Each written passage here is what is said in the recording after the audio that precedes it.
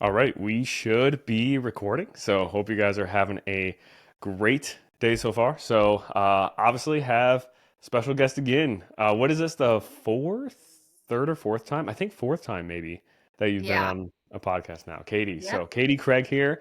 So last time, um, when we were on the podcast, we talked about like a bunch of misconceptions around coaching, what coaching should actually be like, what it should actually feel like, how to know if you really have a good coach.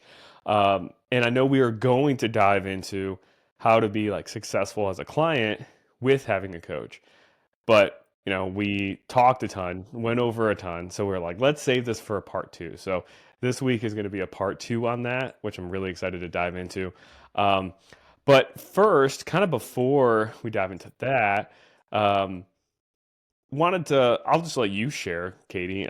You have kind of a special announcement. So Yeah. just kind of share with everybody here.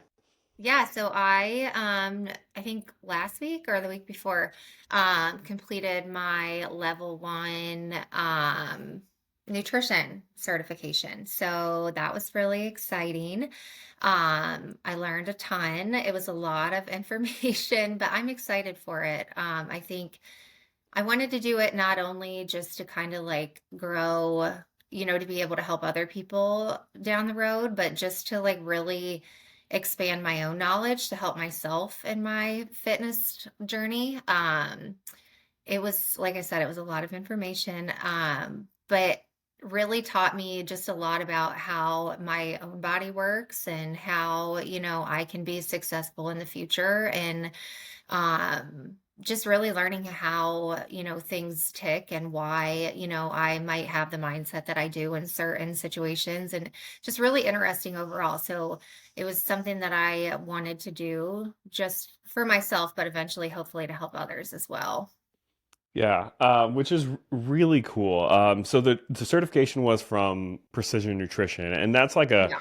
really well-known nutrition certification for like coaches. A lot of coaches get that certification, to help others. And I think it's so cool how like you started this whole thing kind of 2 years ago, start signing up for coaching, and now 2 years into coaching, you've obviously learned so much. Like being in the program, us working together, and then it's really cool to see you now, like just become so passionate about the whole process and nutrition and fitness and how the body works and everything. And it's also really cool to see that passion grow into not only like wanting for you to like continue to make progress, but also to see others succeed in it too. And so I'm really excited, just to see like how much more you learn with this and the impact you'll make potentially down the road, helping other people. So um, uh, no, super cool, super exciting stuff.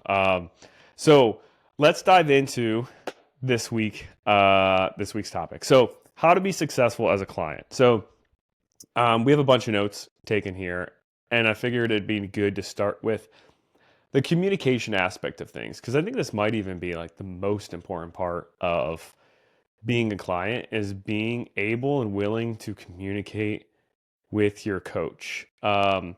So kind of tell me, like, Katie, tell me what were some things that you found in regards to communication that you felt were like really important with you being a client?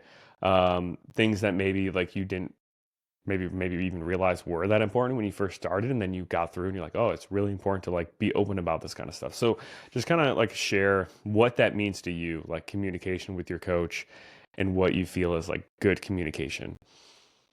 Yeah, I think just it comes down to being vulnerable and being open. I think when it comes to fitness and when it comes to like being able to admit, okay, I'm not perfect in this, nobody is. And I do need help. That can be really, really hard to want to, reach out to your coach and be like, hey, I have a question about how I ate yesterday, or how do you think that I could change, my approach to this?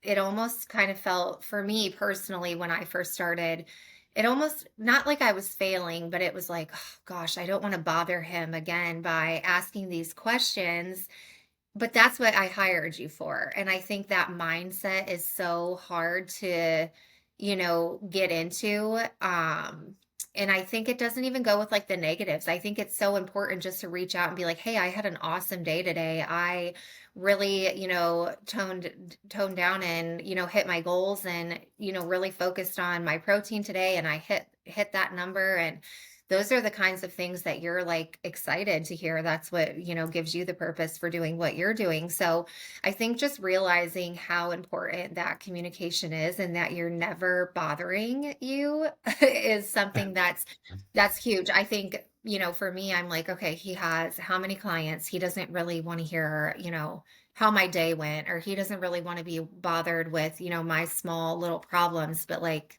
yes, you do. That's what you're here for, and that communication is how you, really help your clients figure out, next steps and their progress and, how you can help them be the best that they can be.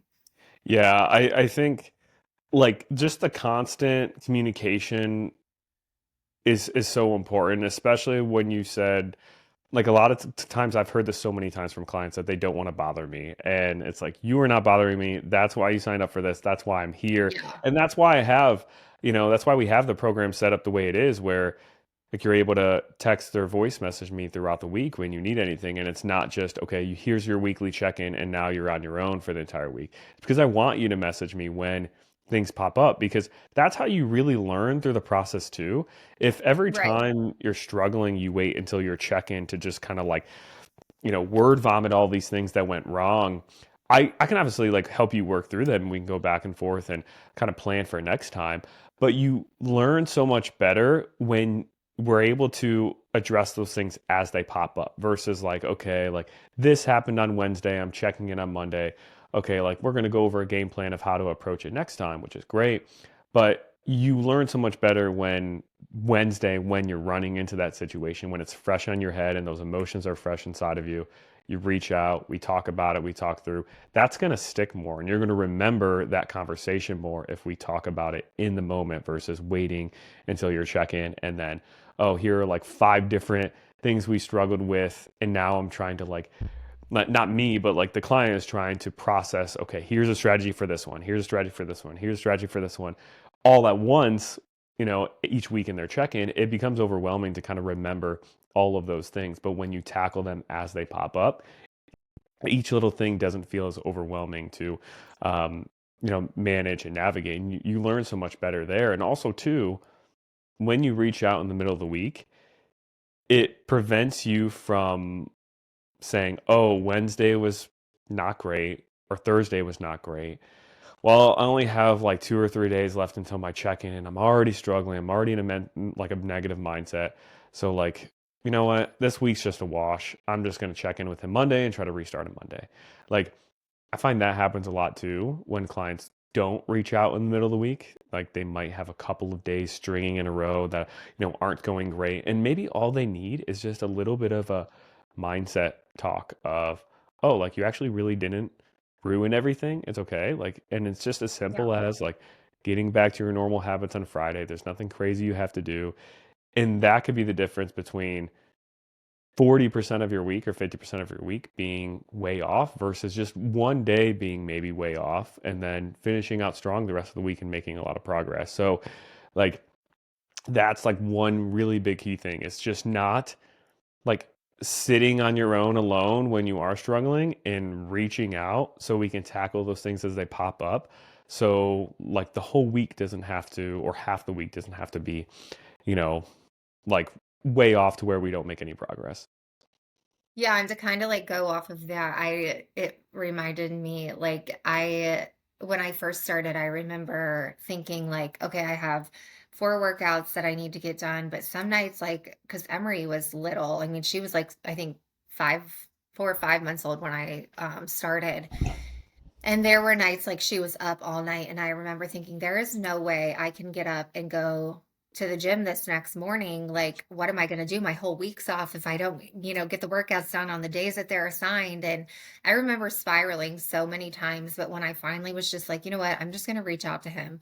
And I would reach out, and you're like, Katie, it's fine. You can do them on a different day. Like, don't, if you didn't sleep, it's not going to be a good workout anyway. And I was like, okay, like I could actually take a breath and breathe and realize, like you just said, like just because one thing didn't go the way that I wanted it to or expected it to doesn't mean that I had to, throw the whole week away. So that was really important for me too, just to realize, like, if the schedule wasn't how it's set or how I wanted it to, I can reach out to you and ask your advice or your opinion, or say, I didn't sleep for 2 nights straight and I'm just really struggling.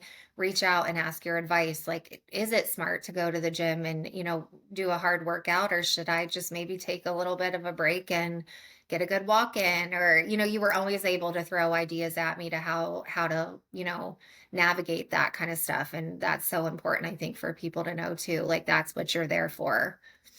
Yeah, and a lot of people think when they do have a day that they feel is off, a lot of times they think they messed up way more than what they actually did. Like they might go over their calorie goal by 100 and they're like beating themselves up like all week because of it. Whereas like Yeah. if you were mentally struggling with that and you messaged me, like I'm going to be the first to tell you, okay, you went over your calories by 100. Obviously, we have a goal calorie range for a reason, like we want to aim for that range, but at the same time like physiologically, if you go over your calories by 100, your metabolism is going to speed up a little bit to like counteract some of that. So like maybe instead of actually being in a 100-calorie surplus, you're actually in like a 50-calorie surplus. And like how much extra body fat are you gaining from 50 extra calories in a day? It's like Yeah. not even measurable. So like and those are things that you might not know, you might not have known like that information, that fact that I just said.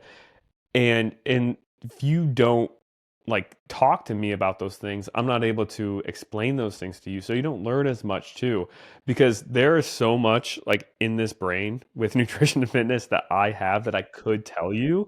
And if I Yeah. were to just like, okay, you're signed on as a client, here's all the facts and all the science, everything you need to know about metabolism, fat gain, fat loss, all of this all at once, you're never going to remember all of it and you're going to feel overwhelmed. Right. So like every moment you do message me or you message your coach is an opportunity for like you to just soak in like one little extra nugget of information regarding nutrition. And if you do that week after week after week, you're going to learn so much within, the 6 months, a year, however long you're working with a coach versus if you just will like, oh, here's my targets. Let me just hit those and check in every week and not communicate. You'll probably learn a lot through the weekly check-ins, don't get me wrong, but there's so many extra little nuggets of information that you'll learn through communicating. Like there are multiple moments where a client will just like ask a question and I'll answer their question for them and it'll like somehow tie to like some other, I don't know, interesting fact about nutrition that's related to fat loss, but it's not necessarily what they're asking. And I'll be like, by the way, like this is how this kind of works in this context, just for some extra info. And then you learn so much along the way. And then when you run into that like scenario, in the future that I kind of went off on like a little bit of a side tangent with, you like know that like, oh, artificial sweeteners aren't actually bad and I don't have to avoid those or this. So just the more touch points you have with your coach, the better. And the more you share what you're struggling with or share situations, the more information you're going to be able to learn slowly over time, which makes it stick more and makes it less overwhelming. I mean, think about studying for an exam and having to like study 5 chapters all at once in one weekend versus like having 6 months to study 5 chapters. Like you're going to pick up and, be able to retain so much more information that way. Yeah. No, Um, I agree. and also what you said about sharing wins throughout the week is so important too. Um, like whenever somebody messages me, even if they just message me them hitting their step goal, like just a screenshot of hitting their step goal, like I get so excited about that and I get so pumped. And Yeah. you're not bothering me at all. Like I love that. I love knowing how you're doing throughout the week and knowing, if you are struggling, like I obviously love that because then I can help you. But I also love when you're crushing it too and you feel like you don't even need anything. Like the messages I get of you hitting your step goal or like, sending a selfie after a workout, like just finished workout, feeling, really good. Like I love that stuff. So like you shouldn't ever feel like you're bothering your coach by messaging them throughout the week if that's part of their coaching plan, which it is here. Um, Mhm. and like you should be encouraged to message them. And I think kind of on top of that is not waiting for your coach to reach out to you either. Um, what are your thoughts on like sometimes clients will like kind of either sign up or talk to me about signing up and they'll be like, I just need somebody to like message me every day and like annoy me to hit my step goal or something. Well, what are your thoughts on kind of that thought or like needing that? Um, I mean, I feel like that is like a personality trait almost. Like some people do need that more. They need that accountability. They need, somebody to be on them and reminding them. And um personally, like I don't feel like that was ever like something that I needed. If somebody were to say, hey, can you reach out to me every single day and remind me to hit my step goal? I mean, sure, but eventually, like the goal is that, you don't need a coach eventually, right? Everybody wants to be able to learn this information and be able to make it their lifestyle and be successful to do it, themselves and carry out, the habits that they've learned. So, I don't know. I think if that's what you need in the beginning, then that's great. But I think eventually, like your goal should be that it becomes a habit and you don't need that reminder every single day. Yeah, totally agree. Might be I hard, but that's just What was kind of that?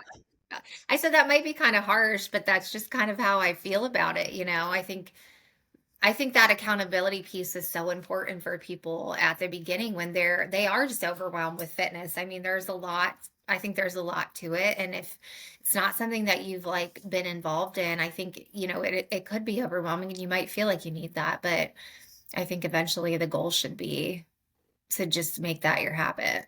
hmm I think my take um might be a little, I guess maybe more harsh than yours, or maybe you're just trying to be nice. I'm trying Uh, to just be when people tell me that, like, hey, can you message me and remind me to hit my steps every day?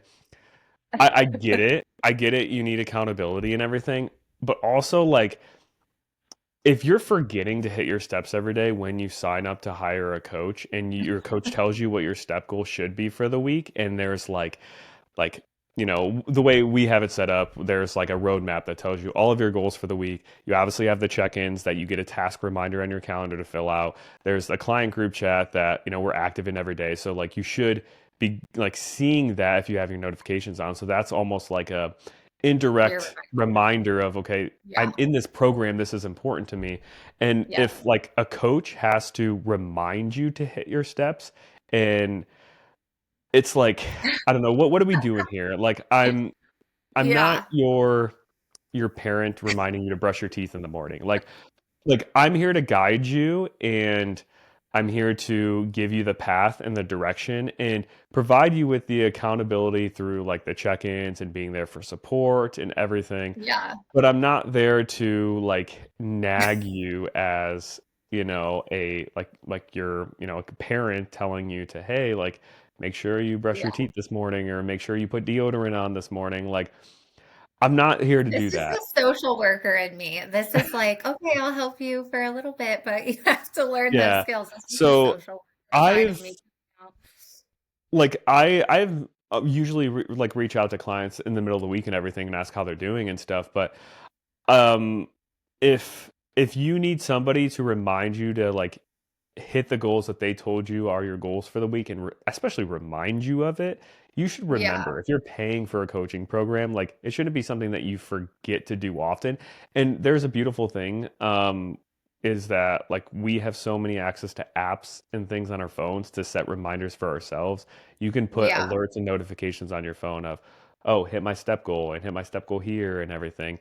And I think if you're hiring a coach for them to message you every morning to be like, okay, get your workout in or get your steps in, and especially if you're relying on that long term, like you said, it's kind of different. If in the beginning maybe you need a little bit of a nudge, but after a little bit, if you're relying on that long term, then I think you just don't really care about your goals that much. Like you should want to like know what your goals are and hit them each day. And some days you obviously like are tired, the discipline is waning or whatever, and you're like, "Ugh, I really don't want to hit my steps in, but you should at least have it at the top of your mind. And then if you don't, then maybe you just aren't ready to like maybe you actually think you want a goal and you think you actually want to lose weight or change your body, but you just like wish it would happen, but you don't want to actually put in like the work for it. So that's kind of my thought, which kind of like brings me to I think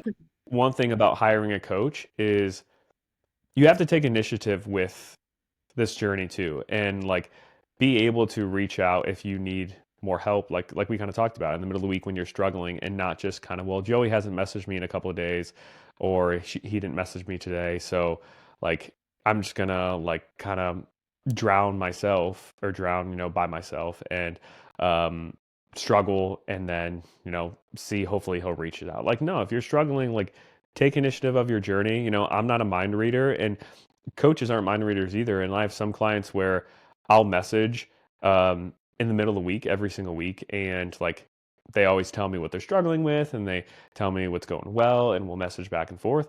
And like I do have some clients where I message in the middle of the week and they don't answer, and then they check in like a few days later and they're crushing it and they're doing well, and they just don't really need that. So, like, if you need the support and the accountability and more communication, then take advantage of what's in the actual program that you're paying for. Do you ever feel like that's people's expectation is like, okay, I have this coach that I'm paying for, and I'm asking them to reach out to me and remind me to do these things. Like that's what I'm do you ever feel like people like hold you to that standard as like their own expectation? I think sometimes, but like I said, I think quickly they learn that that's not how it works Yeah. because the first time they, you know, ask me, "Hey, can you message me every morning to tell me to hit my steps?" I tell them, I mean, I could, but through this process, we want to learn how to get results long term. And you can't rely on me to message you and like harp on you and remind you that these goals are Yeah. important to you and you need to hit. So I could, but what I would actually like you to do and what's going to help you better long term is for you to message me when you are struggling. Like you take the initiative and message me when you're struggling, and we'll talk through it and we'll work through it and we'll talk about strategies and how to hit those steps. Or take the initiative and use the resources available to you to set a reminder on your phone of, hey, I need to get my steps in. And then also, if you want like positive reinforcement, which we all do so well with, when you are walking each morning, like take a selfie, take a picture of your walking pad, send it to me as like accountability. So I kind of like put it on them of like, here's accountability. I want you to send me, how many steps you finish by like 7 a.m. each morning, or I want you to send me a picture of you getting your steps in tomorrow morning. Like I tell them I want you to do that.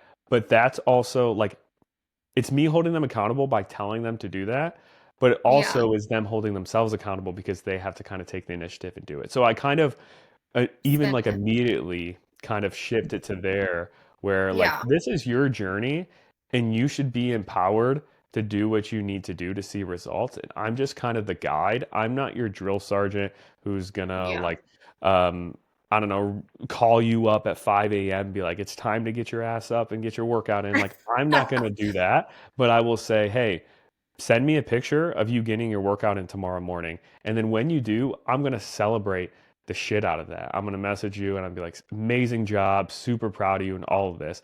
But you kind of Yeah. shift it on them so they take more, um, I don't know, they take more initiative and take more control over their journey versus relying on you because we're coaches. We're not, um, I don't know. We're not drill sergeants, and this is coaching, not a program necessarily. And that's kind of what I've been describing it as to a lot of people lately, like the past, I don't know, 6 months or a year is like, I don't even like to call this a program. I like to call it just mentoring and coaching because I'm trying to set you up for success long term, not just trying to get you to achieve a certain result in a certain time frame.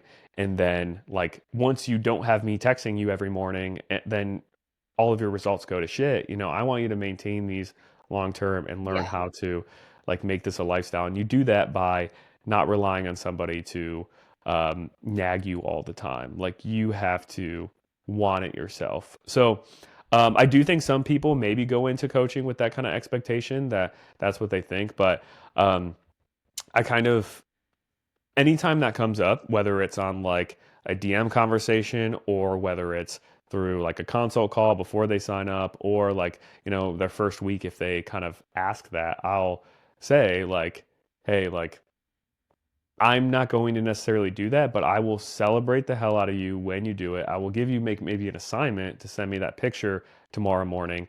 And sometimes I'll even add a task to like their client app calendar of send photo of taking steps for the next morning or something. So Yeah. even that is like an extra reminder.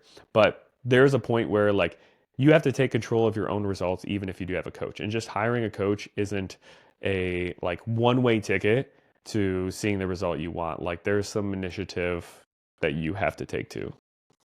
Yeah, absolutely. It's a like two-way street. Like everyone has to meet 100% both ways. It can't be the coach reaching out or doing like 150% or 200% of the effort to like communicate and everything and the client only doing 10%. Now if that's all you need, if you don't need to communicate enough, that's one thing, right? If you're crushing your goals every week, crushing your targets, seeing the results you want, but if you're struggling and you're well, like Joey's not nagging me to hit my steps, so like I'm not going to hit my steps, like you know you you need to do it yourself, at some point, like Right. take that initiative. Um, Yeah.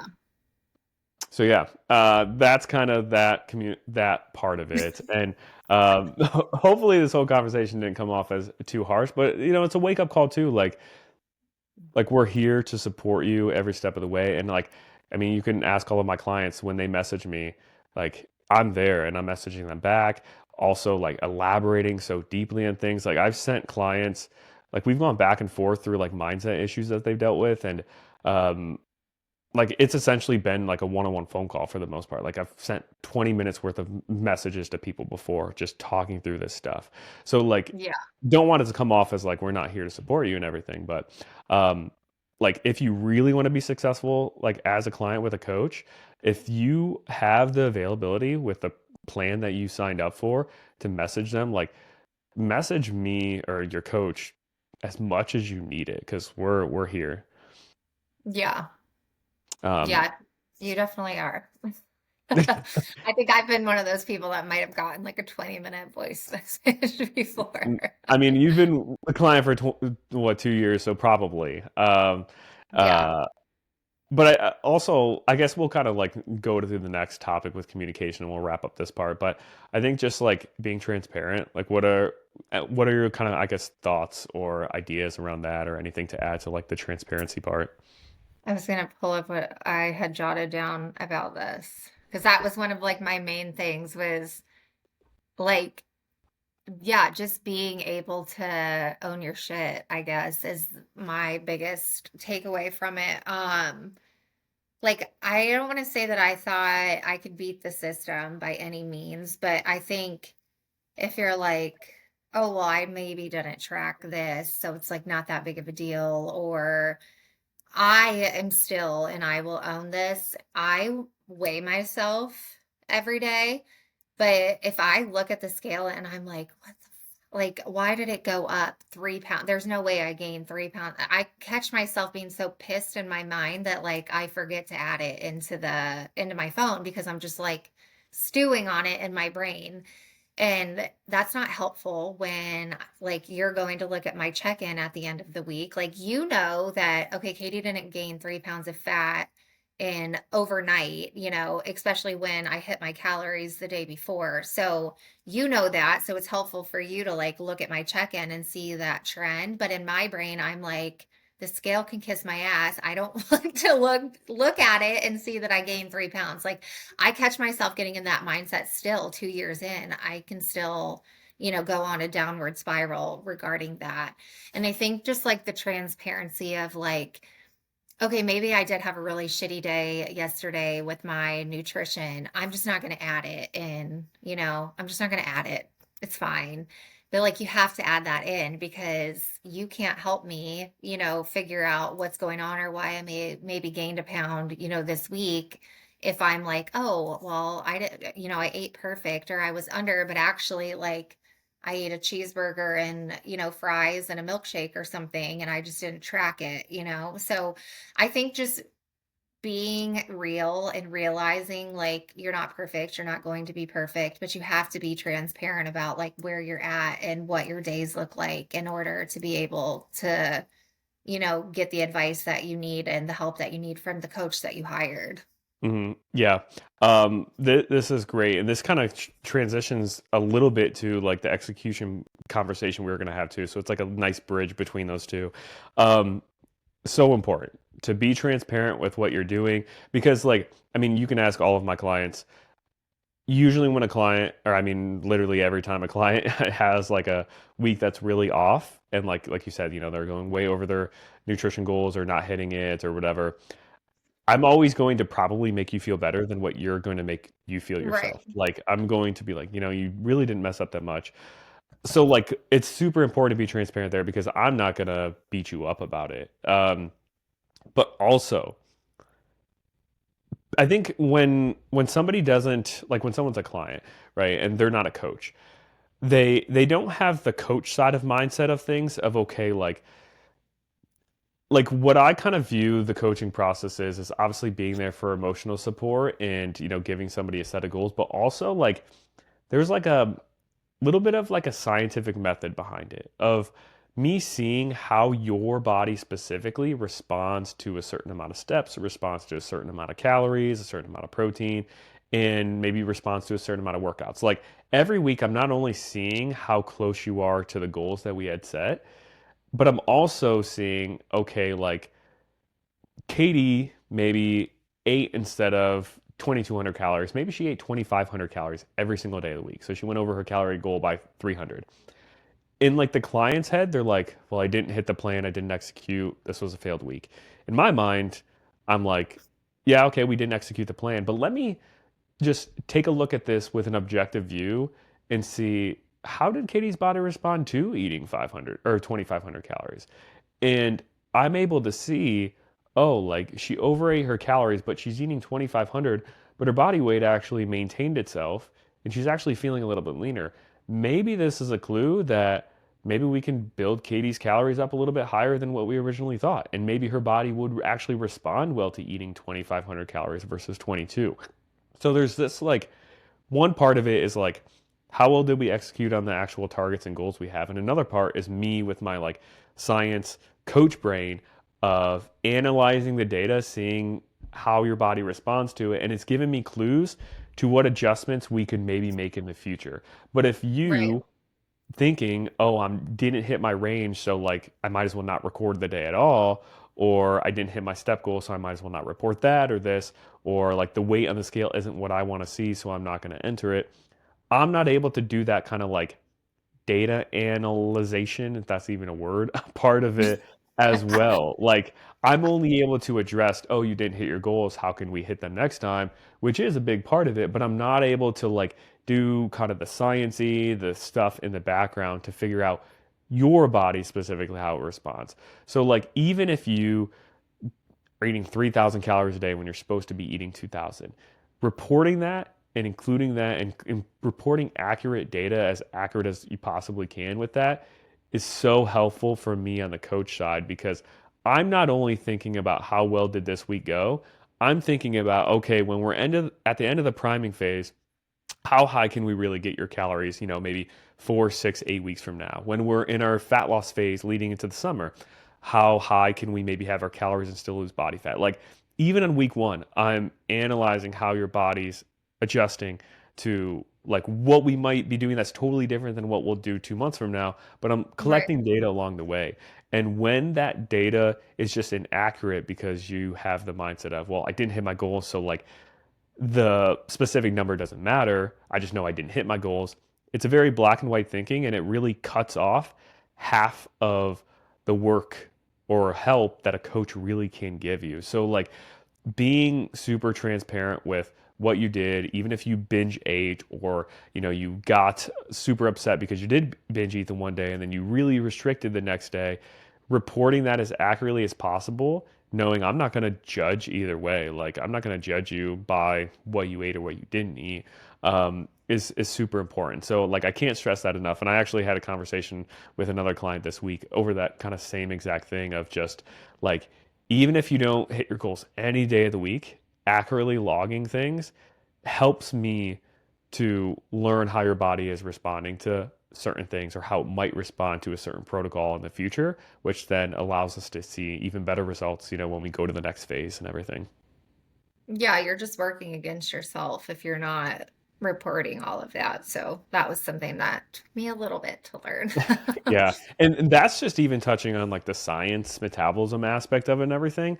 But even the psychological aspect of it, if you decide to just like not log things because you know you're going to be off, you you're kind of running and hiding from your behaviors. And whenever you try to Yeah. like run or hide from behaviors or put it in the dark, you're not able to actually address it. And you're kind of just like having, okay, I have a couple of days where I'm perfect, I'm feeling great, and then have a few days where I'm off and I'm just like, well, I'm not tracking. And then you end up way more off than what you maybe had to have been because you're just in the dark Mhm. on where you're at. This goes along with the conversation I was having with the client this week. But think about like your calorie goal as almost like your financial budget for the month. If you had like, I don't know, let's just throw out a number, $2,000 a month that you had to spend. And let's say, your air conditioner broke or something in your car broke and it was an extra $1,500 bill that you had that you didn't account for. And now you're like, shoot, now I'm going to go over my budget for the month.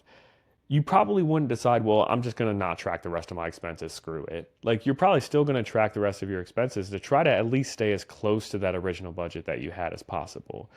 And you want to do that with your calorie goal too, even if, like, you do, whether it's you accidentally don't track something before you eat it, and then you're like, shoot, that was double the calories I thought it was. Now I'm going to go over my range. Or maybe you know, did log it beforehand, but maybe you slipped up, didn't have as much discipline, and you maybe ate more than what you had planned, and now you're over your goal. By you still tracking your day, even if you are going to be over, you're able to like make some other trade-offs later. And like, if someone brings in a plate of cookies, well, maybe I can only just have one cookie and still stay pretty close to my goal versus, well, I'm over. I don't have no idea where I'm at. I'm probably way over. Might as well just like enjoy five cookies and then try to get back to everything tomorrow. Um, Yeah. so it like by tracking even when you're off, it allows you to make educated adjustments in real time and educated trade-offs in real time versus just this black and white thinking. Just like the budget example, like, even if you're going to go over your budget one month, you probably still would pay attention to your expenses and track things because you want to still get as close as possible. I think even tracking like the little, we've talked about this. Like if I'm packing my kids' lunches and I'm putting like some Cheetos or something in a bag and I'm like, "Meh, I'll have like one or two, like track it because that adds up. So that even is something that I had to like really have like a harsh conversation with myself. Like, you can do this, but you also have to track it so you can account for like what you're doing later in the day and what you're eating later in the day. So yeah, I think just owning your shit is the best way I can put it. Like, you're not wrong for, what you're doing, and nobody's going to shame you for going over your calories, and nobody's going to shame you if you had a terrible day. You just have to own it and move on and do better the next day. Yeah, because you're only hurting the coaching process and like your results by having those bites and things here and there and not logging them, because then you're going to run into a scenario probably where, okay, your coach puts you in a fat loss phase, and let's say your coach thinks you should be losing a certain amount of body fat each week, let's say a pound of body fat each week by eating 1,600 calories. But you're eating 1,600 of like meals, but then you're having these bites and things maybe three or four times a day, and they add up to Yeah. an extra 300 calories. So you're actually eating 1,900, but your food log says 1,600. And now your coach is scratching his or her head, and they're like, okay, this is kind of strange. Like it's been 3 weeks and you haven't really lost much body fat, as much as we would expect. Um, I guess we'll, maybe go down to 1450 calories and maybe cut things a little bit. And now you're like, okay, it's been 3 weeks. Let me actually really dial in my tracking and not have those bites and things. And now you make that adjustment, and now you're forced to eat 1450, and now you're really starving because now you're actually eating 1450, and you Yep. could have actually eaten 1600 and seen really great results and not have felt so hungry and starving all the time if you would have just been, more transparent and logged those little things along the way. And this gets even trickier when you're maybe a smaller individual and you maybe even need to start out with maybe 1400 calories to lose body fat, each week consistently. And you're not logging these little tastes and things here. So you're actually eating 17 or 1800. And now, like, your coach is in this position. Well, like, do we go down to like 1200 or 1100? Like, that's getting pretty low Whoa. where like you might deal with Yeah. some nutrient deficiencies. So, like, that's, Mhm. not great. And then it's like, well, maybe we just have to bump up our activity and bump up our step goal. But you don't want to have to make things more extreme in that realm if you don't have to, if you can just log more accurately. So you just want your log to accurately depict what you're eating as much as possible. And sure, there's a time and place for like estimating things, um, like estimating your intake, like if you get takeout or go to a friend's house and stuff. But you do want probably 90% of what you're logging to be things like in your control where you know exactly like this is actually what's going into my body, and that's going to get you the best result. Yeah. um, so I think that was good on kind of the food tracking part of it. And I think let me just add this too. um, when it comes to food tracking, a lot of people um, sometimes fall into like eating out and getting takeout, I think, a little too often, depending on what phase Mhm. they're in. And just for some like guidelines for anybody listening to this, is if you are in like a priming phase where we're focusing on building calories up or a maintenance phase, and we're not directly in a fat loss phase, I think 3 to 4 meals out per week is probably like pretty maintainable as long as you're using the nutrition info on their website and trying to estimate accurately to see like the result you want in that phase and then not to throw you off too much. I think if you're in a fat loss phase, probably keeping it to like 1 or 2 meals per week that you are eating out is probably the ballpark you want to be in.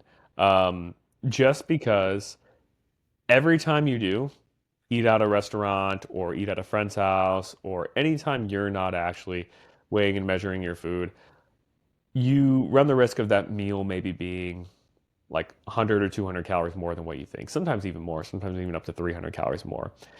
And you just don't want to spin your wheels in a fat loss phase thinking you're eating a certain amount when you actually are eating 300 calories more every single day. If you're eating out 5 times a week or 6 days a week, even if you are using the nutrition info on their website, like you still don't know how much oil this person is putting in the rice at Chipotle or something, or how big of a scoop they're using.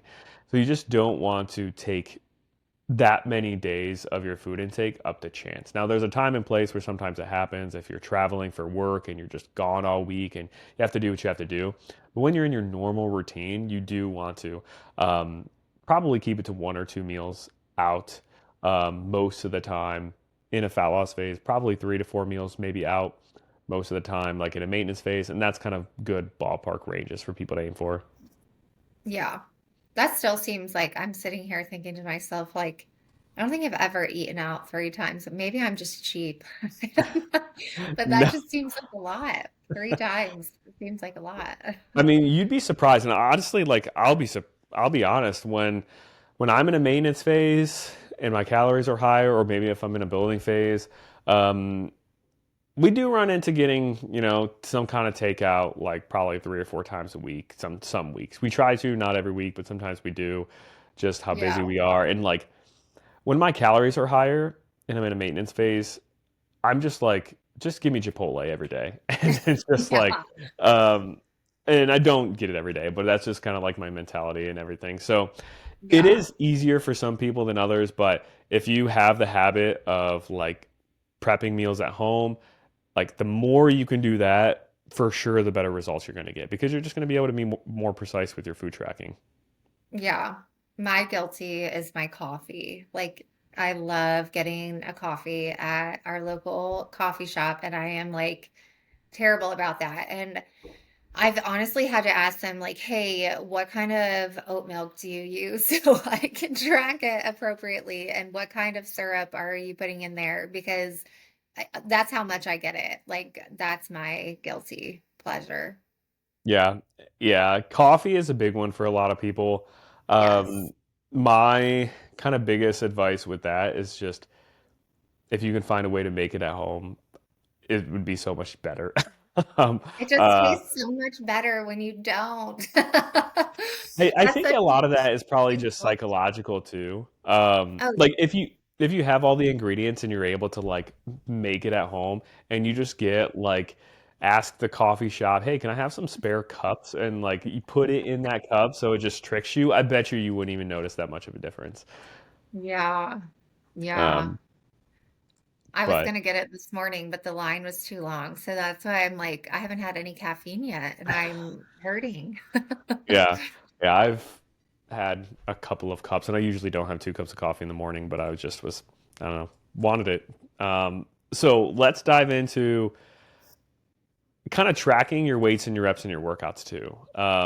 That's super important if you want to be successful as a client because you want to be able to slowly progress over time. And if you are just going off of memory of, okay, I think I did 25 pounds last week, I think for 10 reps, then 12, and then this, I'm going to try to do this. Like you're going to forget. You're not going to be able to remember every single weight that you use for every exercise and the exact amount of reps.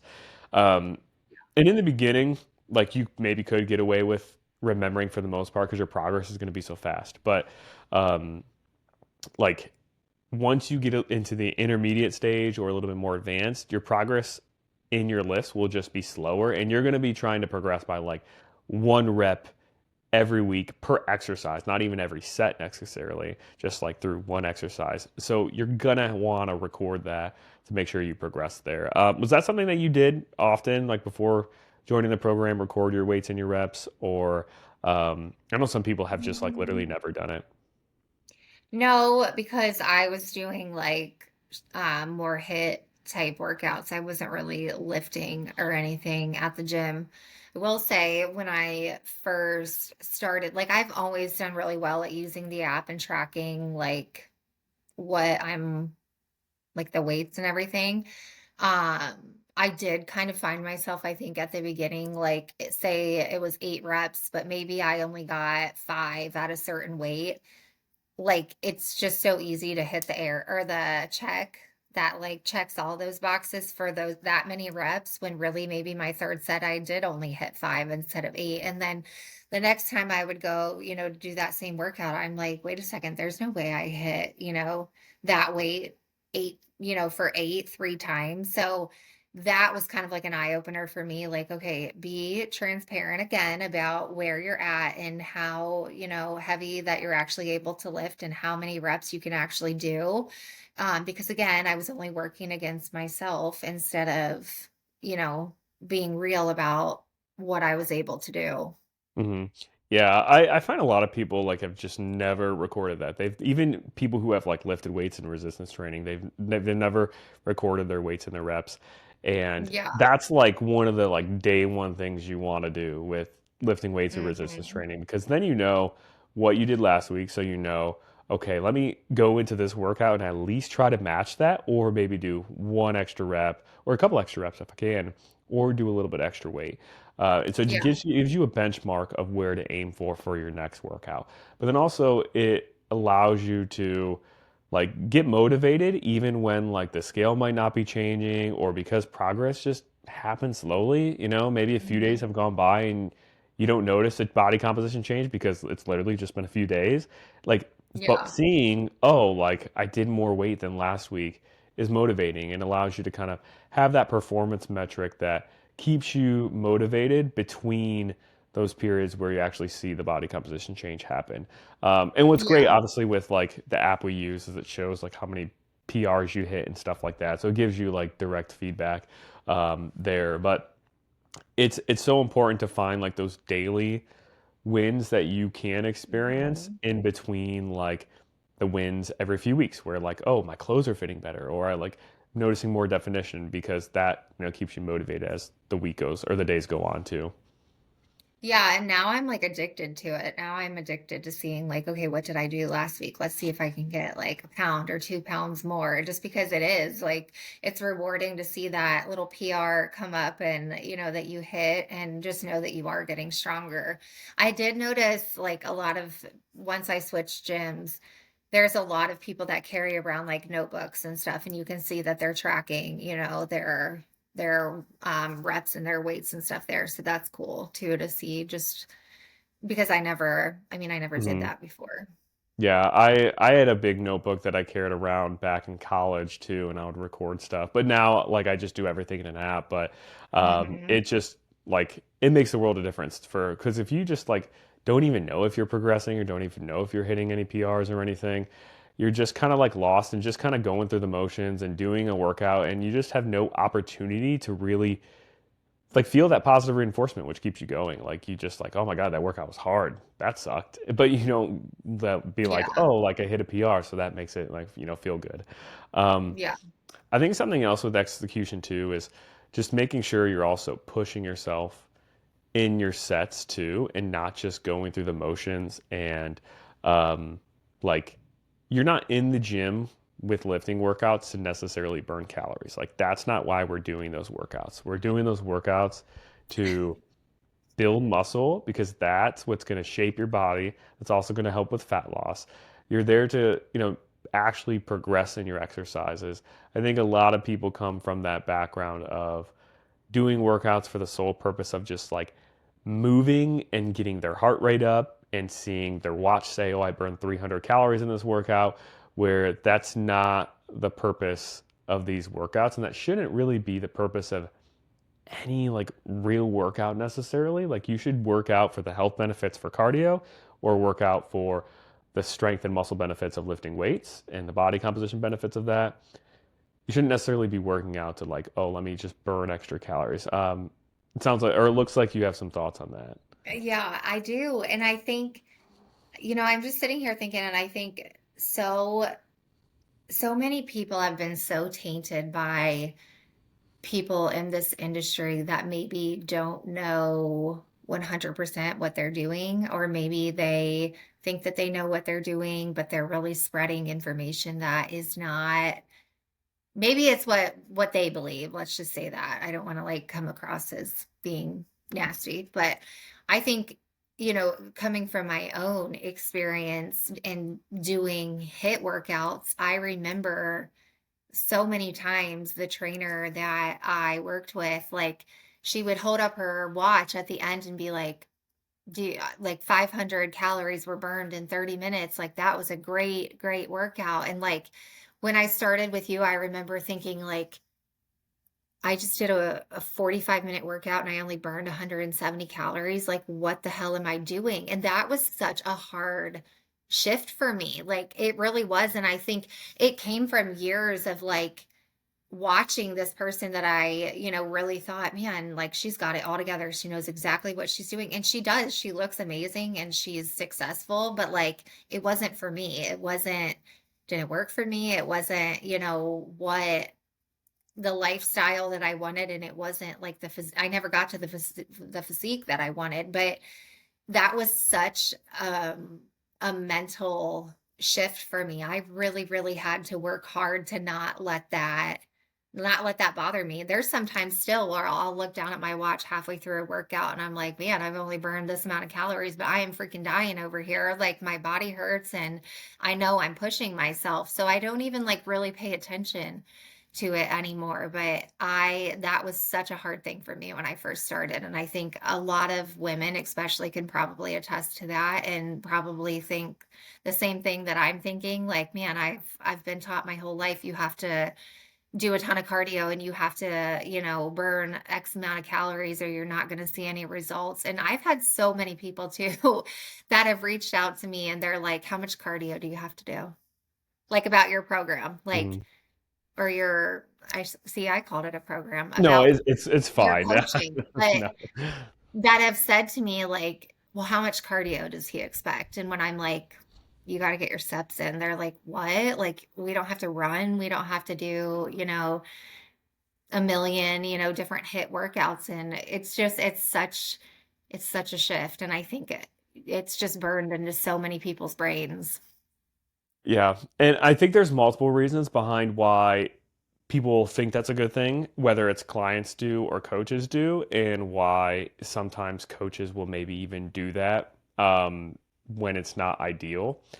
So one reason why like coaches will have clients do a bunch of hit workouts is because it makes the client feel like I did something hard. And whenever a client feels like, oh, I did something hard, I feel really exhausted. Sometimes it scares people away, but a lot of times it makes them like feel like, oh, like this has to be working because I feel so hard and I feel so exhausted after. So like I'm gonna Yeah. come back. Like there's been stories of personal trainers who even are doing like they're not even doing hit workouts, but they'll take their first client through like a training session in the gym with lifting weights, and they'll have them do like way more sets than they should, a bunch of like burnouts with short rest periods that they shouldn't be doing, just to make it to where they literally can't sit down on the toilet the next day and they're going to be like, I'm so sore. That has to have worked, right? Like the client's going to feel that way. So then they're Yeah. going to come back. So I think some coaches do it because they know it's going to make a client come back or get bought in because they feel exhausted, right after. I think another reason why maybe some coaches do it and just giving the benefit of the doubt with this is it's easier to program for anybody depending on like what equipment they have. Like you can do a hit workout even if you have nothing.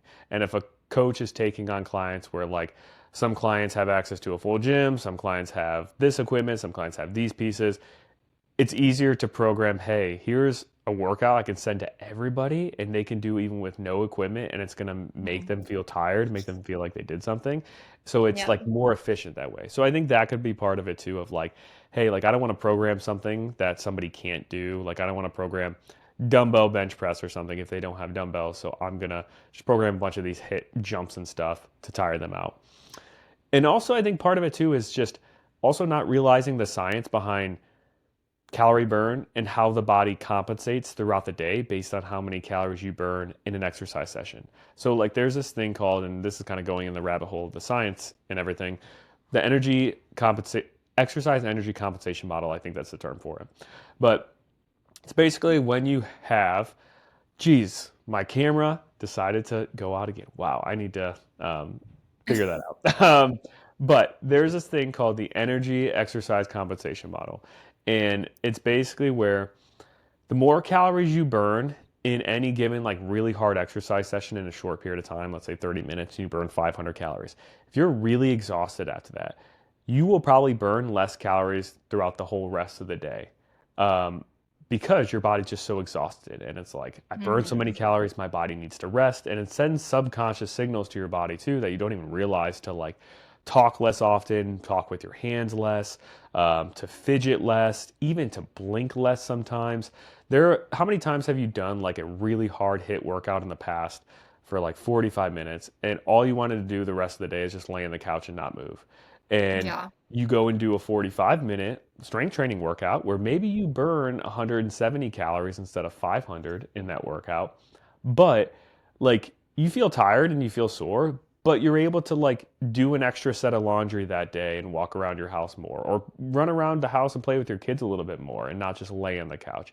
And you actually end up burning less or more burning more calories at the end of the day total by doing the less calorie burned workout through the lifting versus you would if you did the high intensity because now you're actually moving throughout the whole rest of the day. So your calorie burn is not just how many did I do or how many did I burn in this one workout. It's how much am I burning over time the entire day, even multiple days. Like how many in total am I burning in a week compared to how much I'm eating in this. So some coaches just maybe aren't aware of that your body does compensate if you just completely crush your body in a workout with like all of the high intensity cardio, the jumping jacks.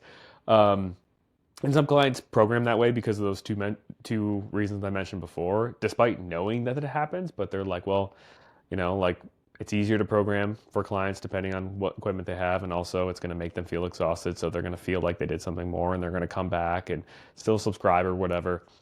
But I think those are kind of the few big reasons why that happened. But just like Yeah. your hit workouts are not going to give you the muscle tone that you want unless you already have the muscle underneath, which most people don't unless they have been resistance training and lifting for years and years and years the right way. So, Yeah. like, you need to have that be your baseline level of I'm lifting 2 to 4 times a week consistently, hitting my muscle groups twice per week, getting close to failure, and then anything else you add on top of that is just kind of um, like cardio a couple times a week for the health benefits or because you enjoy it, not necessarily because we need it for fat loss. Yeah, So for that was sure. a long tangent there regarding that. Um, Curious, just your thoughts too on like, um, so I guess let's go into execution, just one little last point, and then I guess we'll save the mindset stuff for another time since we're already at an hour too. So we'll, I guess, have a part three of this podcast. But um, I think one big thing too with execution, if you really want to be successful as a client, is just not settling for being close enough when you don't actually have to settle for being close enough. Does that make sense when I even just say that statement? Do you know kind of know what I'm referring to? Yeah. Yeah. I feel like, are you referring to like the nutrition aspect of it? Yeah, I guess nutrition or even steps too. Like I think some people sell themselves short and their progress short sometimes when, it's maybe 7 or 8 p.m. and they're at 8,500 steps and their step goal is 10,000.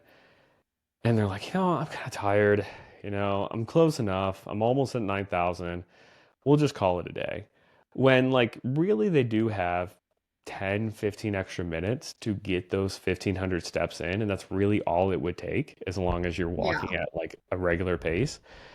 And they just kind of throw the towel in for the day because they're like, I'm close enough. Or calorie wise, like maybe their calorie range is 1,900 to 2,050. And they're like, oh, if I eat this, I'll be at like 2,200, which is only 150 away from my goal. Or if I don't eat this, I'll be at like 1,800 and only 100 calories short. That's close enough. Like this close enough mentality is like absolutely what we want to adopt when like shit's hitting the fan in our life or we're traveling out of town or we're at a friend's house and like there are multiple barriers like out of our control, truly out of our control. Like the close enough mentality is 100% what we want to lean into.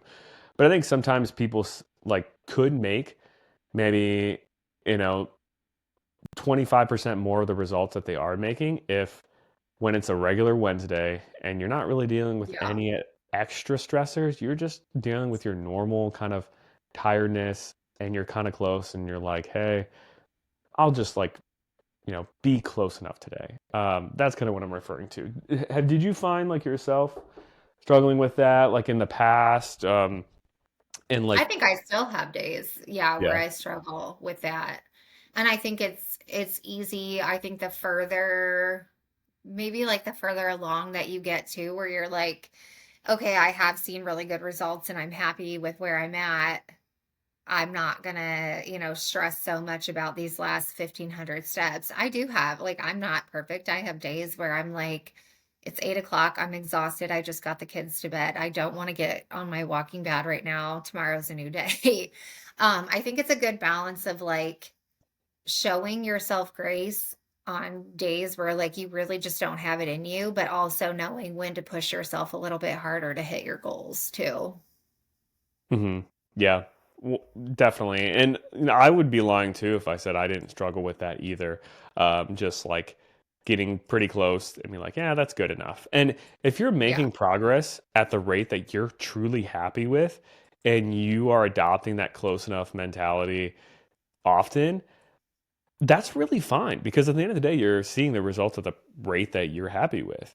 And Yeah. if you're happy with achieving, 75% of the results you could make if you were to like hit those goals on those days more when you didn't really, when you kind of wanted to stop, then like that's totally fine. But if you want to like, if you're at the end of a few weeks and you're like, well, I lost, 2 pounds of body fat in a 3 week span, which is pretty good, but like, man, I wish I would be up to like 3 pounds of body fat loss or 3.5. Like, I really would like that Yeah. extra. Like, don't settle for being just close enough when things are really under your control. If it's like a Mhm. unique circumstance, like I mentioned, where you have a lot of variables working against you, like adopt that close enough mentality and feel good about that, because like that's much better than going way off the deep end.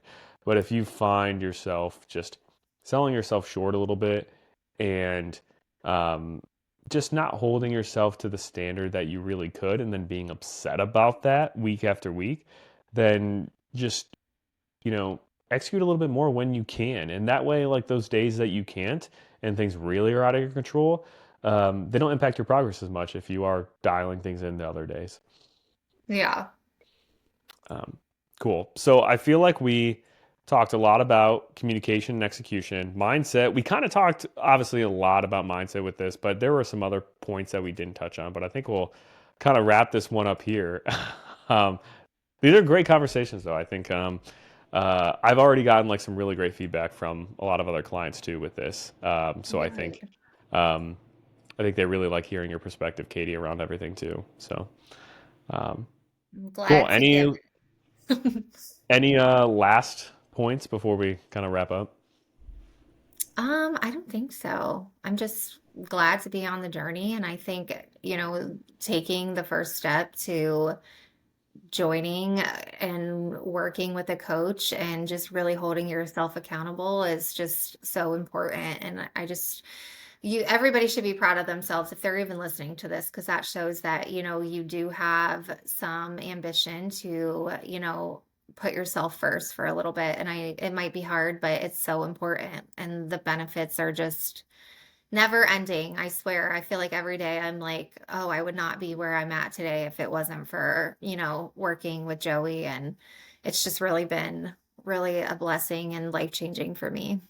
Hmm. Yeah, and like I, said in the beginning, it's really cool that now, I get to see you and you get to see yourself just learn even more through, the certification and everything, and then seeing how that can potentially, help others. Um, you can help others down the road too, maybe Yeah, sooner than it's later. So, exciting. um, cool. Well, we will wrap this up here and we will see you guys in the next one then.